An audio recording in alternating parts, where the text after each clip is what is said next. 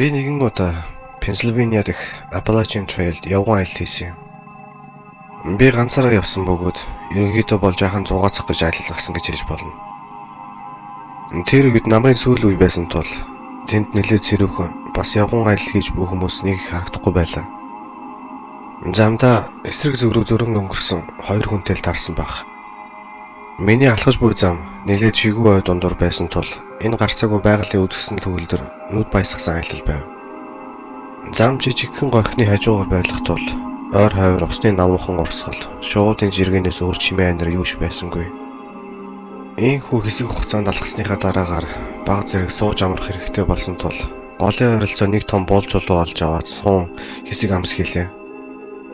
Дараа нь усны саваа гаргаж ирэн таглааг нь авах гэж байтал холоос хүүхдийн уйлах чимээ надад дуулдах нь тэрхүү чимээ миний алхаж ирсэн зүгээс нэлээд зайтай сонсогдож байлаа. Мэдээж би сонссон зүйлдээ цочирдон арай нялх хүүхэд энэ шигүү ойд орхигдчихсан юм биш үстэй гэсэн бодолтой хавтаа чимээ гарч буй зүг рүү чиглэн алхсан юм. Ирсэн замаараа буцаж хүүхдийн уйлах чимээг даган алхсан ч тэрхүү чимээ бид хоёрын зай огт ойртохгүй байлаа. Ойролцоогоор минут гарan алхсныхаа дараагаар би бууж өгөхөөр шийдсэн бөгөөд магадгүй хэн нэг нь хүүхдээ аваад зам уруудан алхаж байгаа байх юм бодов. Тэгээд голын ойролцоо өөр нэгэн чулуу олж аваад хэсэг амс хийхээр суулаа. Гэтэл гинэт тэрхүү хүүхдийн уйлах чимээ зогсчихсон тэр. Зүгээр нэг надаас холтон баг багаар уусан алга болох биш. Тэр доороо таг дуу болж орхив.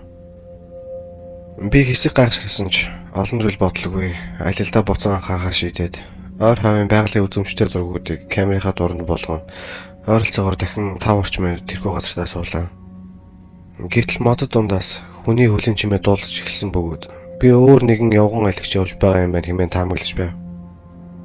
Гисэн ч модод дундаас галзуурчсан мэт царайтай эмэгтэй миний зүг чиглэн түргэн гихрэн алхацаар гарч ирхэн тэр. Тэр миний зүг маш урстайгаар алхасаар надад маш ойрхон тулж ирсэн бөгөөд энэ намайг баггүй айлгаж орхисон юм. Тэрхүү эмэгтэй царайнд бинд бараг л нүрээ наах шахан ойрхон тулж ирснэ. Миний хүүхдийг хараагүй биз хэмээн хашгирч эхлэв. Би ч айлж чадхаараа тайван байхыг хичээж түүнд дөнгөж сайхан хүүхдийн ойлгох чимээ сонссон гэдгийг тайлбарласан ба намайг дагаад явах хэмээн түүнд хэлсэн юм. Тэгээд түүнийг дагуулan түрүүхэн хүүхдийн ойлгох чимээ гарч байсан зүг рүү түргэн гихч нь алхаж эхэллээ. Ингэж явахдаа би байн хойш иргэн харж тэр миний хордыг гүйцэж бүсгийг шалгаж байлаа. Хэсэг хугацаанд алхсны дараагаар эцэст нэгэн миний амнаас тэрхүү эмэгтэйгээс яаж яваад нялх хүүхдээ энэ шигүү ойд алдчихсан юм бэ хэмээн асуух зориг гарлаа. Гэсэн ч тэр асуултанд мань хариулсангүй. Тиймээс би түүн рүү асуултыг мань сонссон эсэхийг л авахаар иргэн гартал тэр эмэгтэй алга болж орхисон байлаа. Үнэхээр хачирхалтай. Тэр 5 секундын өмнө яг ард маань явж байсан шүү дээ. Би түүнийг дуудан хит хитэн удаан хашгирсан ч эргэн тойронд маань шуудын жиргээ голын урсгалаас өөр чимээ анир байсангүй. Ядаж л тэр надаас холтон өөр зүгт явсан бол би түүнийг сонсох эсвэл жаахан зайтай явж бууг нь олж харах байлаа. Би байсан байрандаа хэсэг зогсож одоо яах вэ гэдгээ эргцүүллээ. Замаа даган цааш алхаж яваад аяллаа өргөжлүүлэх үү? Эсвэл буцаж яваад тэрхүү эмэгтэйг хайх уу? Тиймээс би сүүлийн удаа 360 градус бүтэн тойруулж эргэн тойрноо шалгангаа түүнийг олж авахыг хичээлээ. Харин тэр үед олж харсан зүйл бичснээс минь уншихад нэг их аимшигтай биш мэт санагдаж болох ч тухайн нөхцөл байдалд өөрийн биеэр байсан надад л үнэхээр аимшигтай байсан юм. Нөгөө эмэгтэй голын эсрэг талд гарын цогтсон мэт доош амьгүй гулж унчихсан. Миний өөдөөс харан зогсож байх нь тэр. Юу ч хэлэхгүй, ганц ч хөдөлгөөн хийхгүй, ямар ч царайны хувилгүйгээр хөшөө мэт зогсчихсан намайг харж байлаа.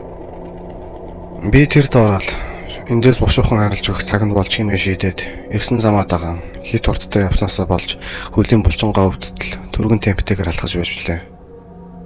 Ямар ч тааш би өөрийн машина парклсан хэсэгт хүрсэн бөгөөд тэр өдөртөө явган аяллаа ингээд өндөрлсөн дээр хэмээн шийдсэн юм.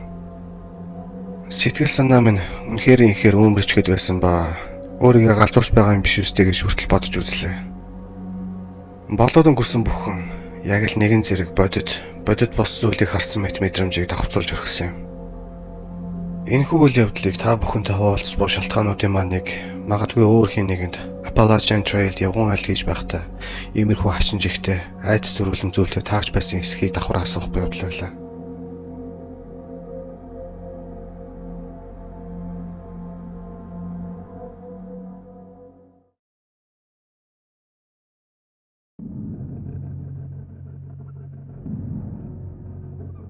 Хээрийн аялал бол миний хувьд хамгийн хийх дуртай зүйл маань.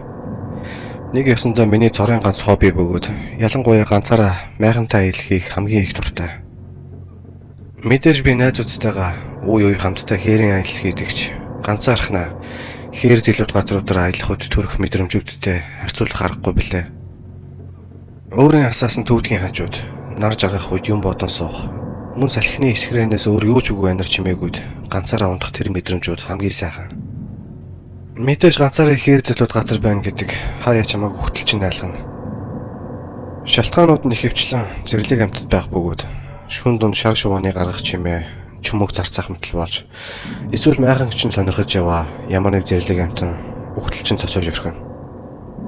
Нэгэн удаа баавга майхныг маань нэрж үнэртэн сүнсийг маань зайлуулах шахаж бүхэн шүнийг сэрэн өнгөрөөж байж билээ. Тиймээс би ихэвчлэн майхан дотор ямар ч хүнс байхгүй хичээдэг ба тэгвэл ямар нэгэн зэрлэг амьтан майхан руу ч орохыг заавдахгүй гэсэн үг. Гэвч шөнийн цагаар зэлүүд газар таарч болох зүйлсээс хамгийн аимшигтай нь мэдээж хүн. Та бүхэн магадгүй амьтад болон хүний хөлийн чимээ төстэй сонсогддог хэмээн бодож байж болох ч үнэн дээр үгүй. Шөнийн цагаар майхны маань хажуугаар зөрөнгө өнгөрөх хүний хөлийн чимээтэй та бүхэн нөгөөлөх гэж буй нөхөө явдлаас өмнө амьдралдаа 2 удаа таарч байлаа. Эхнийх нь хин нэгэн зүгээр л зөрөөл өнгөрсөн ч гэлээ тэрхэн үедээ л намайг өгтөлмөнд айлгаж өрхөж байж билээ. Харин хоёр дахь нь хин нэгэн майхныг маань тойрон эргэлдэж байснаа хэсэг зогсон юу ч юм хүлээх мэт болсон юм. Тэрхэн хүний толгойд юу эргэлдэн хүлээ зогсныг мэдэхгүй ч азар удалгүй холбоо авцсан билээ. Харин одоогоос 6 сарын өмнө хээрийн аялал хийж байхдаа таарч байсан хамгийн айц хүргэн үйл явдалтай би нүүр тулсан юм.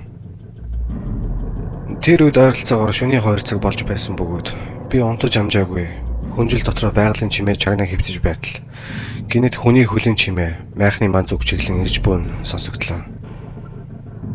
Одоо ч хүртэл тэрхүү чимээ яг яаж сонсогдож байсныг тодоос тод санаж байна. Маш чимээгүй бөгөөд удаанаар майхныг маань зүглэн баг багаар ойрцсоор л байв. Би тэр үед үнэхээр айчгаад байсан бөгөөд тэрхүү хөлийн чимээ аажмаар дөхцөр майхны маань яг урд хаалхны юм нэрээд чимээгүй болж орхихон тэр. Тэрхүү хугацаанд би аль чадхаараа чимээгүй амьсгалахыг хичээж байлаа. Надад зэрлэг араатан гэх мэт гинтийн аюулаас уралсан сэргийлэхэд зориулсан хээрийн аялалдаа гарахтаа үргэлж авч явдаг гарбоо байдаг байлаа. Тэрхүү хөлийн чимээ майхны маань үүдэнд ирэх үед толгойд маань зөвхөн тэрхүү буул бодогдож байв. Надад тэр буу хэрэгтэй байлаа. Би аль чадхаараа чимээг өгнөр онгорхой байсан үүрэг хүч рүү гараа шургуулсан. Хууц болон бусад эд зүйлсийн хажуугаар гараа шургуулсан цааш явуулсаар эцэст нэг юм түүнийг оллоо. Тэгээд буцааж аль чадхаараа чимээг өгнөр бууга татан гаргаж ирээд майхныхаа хаалгыг анхааралтайгаар ширтэж эхэлсэн юм. Үүний дараа болсон зүйл дотрын маань үнэхээр арзаалгаж чадсан билээ. Гадаа байсан тэрхүү үйл таних хүн маш удаан мөн чимээг өгнөр майхны маань хаалганы цахилгааныг онгойлгож эхлэх юм тэр. Үүнээс цааш үргэлжлүүлэн байдлыг ажих шаардлагагүй боллоо. Би бууныхаа аюулгүй төгжийг молтолж түүнээс гарах чимээг сонссон тэрхүү үйл таних хүнж хаалганы маань цахилгааныг онгойлгохоор түр азнаа цааш чимээ чагнаж эхлэв. Харин тэр даруйд нь би гадаа хин байна. Надад буу байгаа шүү. Химээ итгэл муутайхан хэлэхэд тэрхүү гадна байсан хүн хамаг урдаараа гүн алга болгон сонсогдож байж билээ. Тэр шөндөө би үр зайтал нүдээ удаан анд чадалгүй. Гэгээ ортол салгалан чичирж байж билээ. Учир нь би хин нэгэнд далуулах эсвэл хин нэгийг алах шаардлагатай болоход маш ойрхон байснаа ухаарч байсан юм. Гэсэн ч одоо хүртэл би ганцаараа хээрийн аялал хийсэн хэвээр л байгаа. Магадгүй ганцаараа аялаж явахд үед төрөх айдас төгшүүр, түүнээс үүсэх адреналин намайг донтуулж орхисон байх.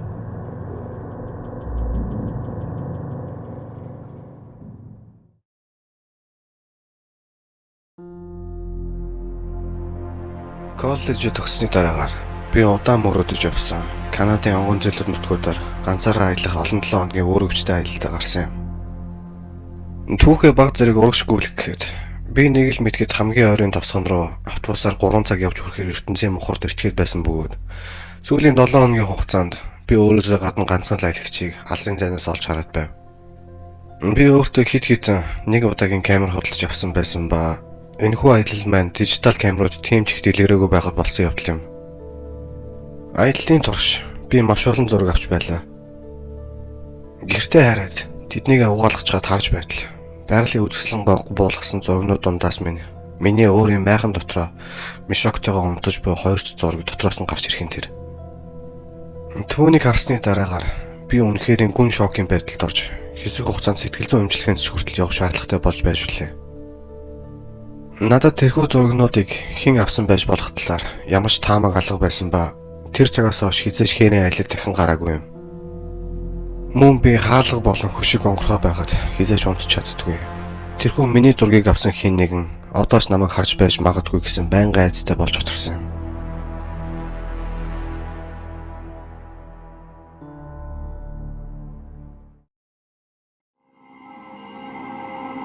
Би болон манай хэдэн найзууд өнгөрсөн зун Виламет голын ойролцоо хээрийн майхантай аялал хийхээр гарсан юм. Бид очихоор төлөвлөд байсан газраа хүрэхийн тулд ойн гүнээр үнэхэрийн боломжийг явган аялал хийгээд чамжив. Бид үдшийн бүрийг хит загасчилж хөгжим сонсон. Хамгийн гол нь хэн нэгнийхний хэлсэн бүхэн инээдтэй санагдах хүртлээр сайн ууцгааж авсан юм. Тийхүү хөгжилтсөөр ойролцоогоор шөнийн 2 цаг өнгөрч байхад унтаж амарцаагаар шийдлээ. Би нэг найзтайгаа нэг майханд, харин нөгөө хоёр найз маань өөр майханд амарцаг харуулв. Хөвтөд удаагүй байтал нөгөө хоёр найз маань ямар нэгэн зүйл инээлтэд байгааг нь сонсогдсон ба бид хоёр ч ихэндээ тэдний юунд инээлтэд байгааг нь ойлгоогүй хэрнээ даган инээлцгээж байлаа. Гэвч хэсэг хугацааны дараа энэ үнэхээр яшигтай болж эхэлсэн тул бид тэдэнд рүү амаа амхаж хэмээн орлодож эхлэв. Гэтэл тэр хоёрын нэг нь энэ инээгээд байгаа хүн бид биш хэмээн хариулсан тэр. Найз бид хоёр тэдний хариултыг сонсоод маш ихээр цочирдан өргөжлүүлэн сонссон ба тэрхүү инээгээд байгаа чимээг ганцхан хүн гаргаж байгааг мөн тэрхүү чимээ манай хоёр найзаа алентайч төстөө сонсдохгүй байгааг анзаарлаа. Тэр үед бид нэлээд согтуу байсан ч гэлээ ийм оройн цагаар уулын гүнд хэн нэгэн ганцаараа инээгээд явж байна гэдэг яавч энгийн зүйл биш гэдгийг гадарлахтайгаа байсан юм. Инээх чимээ бидний бодлсон хэсэг газар руу улам бөхөж байгаа нь чангарч буй чимээнээс нь мэдэгдэх бөгөөд надтай нэг майханд цуг байгаа найзын маань над руу харах цандасан харцнаас нь би түүнийг үхтлээ айчаад байгааг нь хэлж чадгаар байлаа. Нөгөө майханд байгаа хоёр найз маань ч бидний зүг ямар нэгэн зүйлийг ашиглаж байгаагаас нь харахад тэд ч гэсэн сандралж байгаа нь илт байв. Тэрхүү чимээ нэлээд дөхөж ирэх үед нь инээж буй хүн 30-аас 40 орчим насны эрэгтэй хүний хоолой бололтой хэмээн таамаглав. Тэр яг л бидний шиг согтуу найзуудтайгаа маа зарч яваа нэгэн шиг сонсогдож байсан ч хамгийн хачирхалтай нь бид зөвхөн түүний л энийг чимээг сонсож байснаас өөр хүмүүсийг дуулахгүй байсан юм. Мөн түүний инээд нь тайлбарлахыг аргагүй цаанаа л нэг чих үз төрүүлэн байлаа. Яг ямар байсныг та нараа өөрсдөө тэр үед сонсож байслаа ойлгох бах. Энийг чимээ багш майхнуудын гадна тулж ирлээ. Гэсэн ч бидэнд ямар ч хөвлийн чимээ дуулдахгүй байсан юм. Магадгүй тэр чангаар инээж байгаач чимээгүй алхаж байгаа бололтой. Тэгснээ гинэтхэн тэрхүү инээг чимээ алга болж орхисон бөгөөд бид тэрхүү гадаа байгаа солиотын амтны хаана байгааг одоо мэдэх аргагүй болов. Учир нь гадаа ганц ширхэгч хүлийн чимээ гарахгүй хэвээр байлаа. Бид анир чимээгүүд нэг рүүгээ харан яах учраа олохгүй сууцгааж байв. Найз маань гарцаагүй хөтлөө ачсан байсан ч тэр аль чадхаараа тайван байхыг хичээж байгаа нь илт байлаа. Эцэст нь ямар нэгэн зүйл анир чимээгүй гэдгэн тэр майхны даавн бүрээсийг гаднаас нь үргэж чимээ. Бидэнд гарын алхны дүрс майхны цаанаас товоон гарч ирэх нь харагдав. Бидний аль нь хамагчин гараа ашиглалцаар майхнасаа гарan ойн гүн рүү гүйлж эхэлсэн бөгөөд нөгөө хоёр найзууд маань ч биднийг даган гарч гүйлцгэлээ. 5 орчим минут гүйлцсэний дараагаар эцэст нь бид нэгэн машина парклсан хэсэгтээ хүрсгэж гинэт хит хурдан гүйснээсээ болоод машиндаа сууж жолоогоо атгахаас өмнө бөөлж шамжив. Би согтуугаар жолоо барихыг нэг их сайн шийдгүй нэгэн чиглэлээ. Тэр үед аль болох хурдан тэндээс холдож байвал надад өөр босод зүйлс нэг их сонирн биш байсан юм. Энэхүү хачирхалтай үйл явдал гарцаагүй миний таарч байсан босод зүйлсээс хамгийн айц хүргэн мэдрэмжийг төрүүлсэн нь байв. Бид тэрхүү гажиг амт хэн байсан, юу хүснэгийг нь мэдэж чадлаггүй өнгөрсөн юм.